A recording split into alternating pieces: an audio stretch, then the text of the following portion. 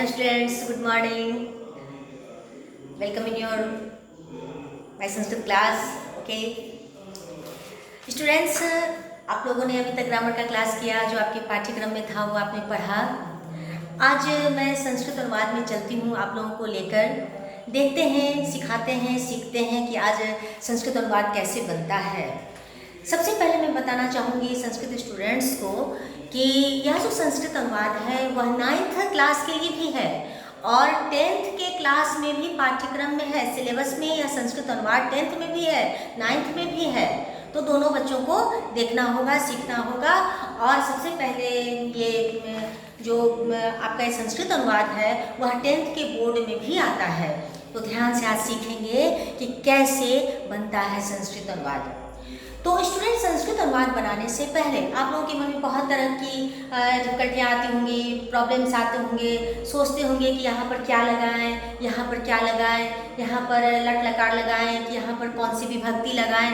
तो सबसे पहले हमें ध्यान देना है क्या कि संस्कृत अनुवाद में बनाने से पहले जो भी हमारे सामने वाक्य आएंगे उन वाक्यों को बनाने से पहले कुछ बातों को हमें ध्यान में रखना होगा। वह कुछ बातें जो हैं वह पुरानी बेसिक बातें हैं जो हम लोगों ने बचपन में पढ़ी थी, 3rd में, 4th में, 5th में, 6th, 7th, 8th क्लास में हम लोगों ने ये पढ़ा था। उसी को आज हमें रिपीट कर लेना है और रिपीट करने के बाद अपने आप आपको संस्कृत अनुवाद बनेगा, कहीं कोई प्रॉब्लम नहीं होगी। सबसे पहले आपको शब्द रूप याद रखने होंगे। मूलतः, बालक, लता, फल तो मैंने पहले भी बताया था, ये तो 3 आपको याद रखने ही होंगे। साथ ही साथ सर्वनाम का कुछ जो शब्द रूप होता है, जैसे अस्मद है, युष्मद है, तद है, उसके बाद कह है, किम है, ये जो सर्वनाम पद हैं उनको भी थोड़ा सा आपको याद रख लेना होगा क्योंकि उसमें आपको ज़रूरत पड़ेगी। अब आइए, इसके अलावा इन शब्द रूपों के अलावा आपको पढ़ना क्या है, मतलब ध्यान में क्या रखना है वो देखिए, मैंने बोर्ड पे लिखा है, उसको आप लोग ध्यान से देखेंगे पहले कि क्या क्या बेसिक बातें हमें ध्यान में रखनी है। सबसे पहले आप लोगों ने बचपन में कारक विभक्तियां पढ़ी होंगी। कारक विभक्तियां क्या हैं, एक बार फिर से रिपीट करिए कि प्रथमा, द्वितीया, तृतीया, चतुर्थी, पंचमी, षष्ठी और सप्तमी और संबोधन तक ये विभक्तियां हैं। तो प्रथमा में कर्ता ने कर्म को, कर्ता ने कर्म को, यहाँ को कर दीजिए, कर्ता ने कर्म को करण से है साथ के अर्थ में, संप्रदान को के लिए अपादान से जुदाई, अलग होने के अर्थ में। 2 जगह से है लेकिन एक जगह साथ के अर्थ में है और एक जगह अलग होने के अर्थ में है। संबंध है का, के, की, रा, रे, अधिकरण है में पर और संबोधन है हे, ओ, अरे, अजी। आप लोगों को याद आ गया होगा कारक विभक्तियां, तो इनको ध्यान में रखना है। इसी तरह से ये शब्द रूप है बालक का। तो हम लोग पढ़ते हैं ना बालक का शब्द रूप, तो शब्द रूप तो हम लोग याद कर लेते हैं लेकिन उसकी मीनिंग समझ में नहीं आप लोगों को आती है। तो क्या होती है मीनिंग, तो मैंने लट लकार एक वचन का आपको सबसे पहले उसकी मीनिंग बताई है कि क्या होती है। तो बालक के प्रथमा में देखिए, प्रथमा, द्वितीया, तृतीया, चतुर्थी, पंचमी, षष्ठी और सप्तमी के एक वचन में उसकी मीनिंग क्या होती है। तो इसी के आधार पर मैंने लिख दिया है यहाँ पर, देखिएगा कि बालक है तो बालक का एक वचन में बालक हो गया। फिर द्वितीया बालकम है तो यह जो अम जो लगता है यह ओ हो जाता है, ठीक है। तृतीया बालकेन, बालक से, ये साथ के अर्थ में आएगा। और फिर चतुर्थी बालकाय, बालक के लिए। फिर से पंचमी बालकात, बालक से, अलग होने के अर्थ में है। फिर है षष्ठी बालकस्य, बालक का के की। और सप्तमी है बालके, मतलब बालक में या पर। तो यह जो बालक है इसको इसके आधार पर हमने बना दिया है। इन दोनों बातों के अलावा कुछ बातें और ध्यान में रखनी है। क्या ध्यान में रखनी है, तो यहाँ देखिए कि अहम, ये सर्वनाम शब्द है तो अहम का मैं होता है और अहम जब हम वाक्य बनाते हैं संस्कृत का उस समय अहम के बदले मी लिखते हैं। लास्ट में जब हम क्रिया लगाते हैं उस वक्त मी लिखेंगे, त्वम के साथ सी लिखेंगे, सह के साथ पुल्लिंग में वह में ती लिखेंगे, सा स्त्रीलिंग में वह होता है तो ती लिखेंगे, यहाँ भी ब्रैकेट कर दीजिए। और फिर वयम, मतलब हम, वयम में मह लिखेंगे, आवाम में हम 2 आवह लिखेंगे और यूयम में तुम सब थ लिखेंगे, ठीक है। तो ये लिखेंगे कब, जब हम क्रियापद बनाएंगे उस समय इसको ध्यान में रखना है कि यह जो कर्तरी पद आएगा इस कर्तरी पद के साथ हमको क्रिया में ये सब लगाना होगा, ठीक है। फिर देखिए लकार में आइए, लकार में लट लकार होता है, लंग लकार होता है, लिट लकार होता है, लोट लकार होता है और दीर्घलिंग होता है। तो लट लकार वर्तमान काल को कहते हैं, प्रेजेंट काल को, और उसमें लगता है क्या, टीता हंती सीधा धा वाला लगता है। लंग लकार होता है भूतकाल जो पास्ट बीत चुका, उसमें ता दाम अन लगता है। लिट लकार भविष्य काल मतलब आने वाला फ्यूचर, उसमें शति सदा संति लगता है। लोट लकार ये आज्ञा के अर्थ में है, तो इसमें तू ताम अंतु लगता है, और विधिलिंग है जो चाहिए के अर्थ में है, तो इत इताम यूह लगता है। और यहाँ देखिए, फिर आप यहाँ देखिए कि लट लकार में कैसे रूप चलता है, रूप चलता है ती तह अंति।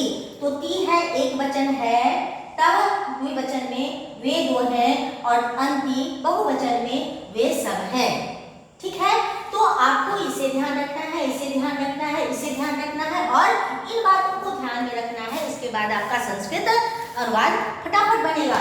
तो आज हम लोग संस्कृत अनुवाद बनाते हैं। कुछ संस्कृत अनुवाद मैं देती हूँ, बताती हूँ, आपको बता देती हूँ, और वह संस्कृत अनुवाद बहुत छोटा छोटा से स्टार्ट करती हूँ। देखिए कैसे बनेगा, इसको मैं मिटा दे रही हूँ, नोट कर लीजिएगा सब लोग कॉपी पे, ताकि आप लोगों को सुविधा हो। अब देखिए क्या है, पहला लिखिए, फर्स्ट लिखिए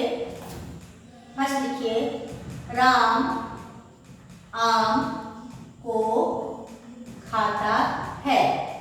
राम आम को खाता है। उत्तर देखिए क्या होगा इसका, इसका उत्तर ये होगा कि राम आम को खाता है का मतलब हो गया कि राम करता है, तो राम की जगह रामा लिखिएगा। ठीक है, राम की जगह आप रामा लिखिएगा, और राम आम को कर्म को द्वितीया में बालकम, तो आम्रम, क्या लिखिएगा, आम्रम। और खाता है प्रेजेंट में है, वर्तमान काल में है, तो खा धातु से खा हो गया, और खाता है तो ती लगेगा, तो खादती, रामः आम्रम खादती। ठीक है, बन गया आपका। और इसके बाद फिर देखिए सेकेंड क्या है, सेकेंड लिखिए, वह विद्यालय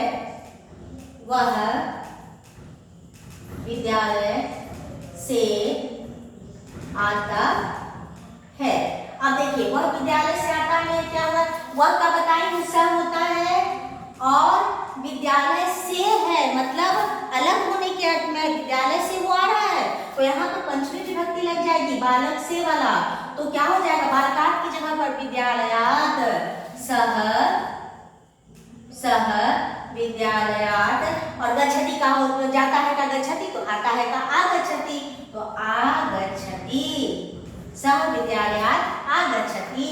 फिर थर्ड में देखिए क्या होता है, वह धीरे धीरे चलता है, वह धीरे धीरे चलता है, ये हो गया।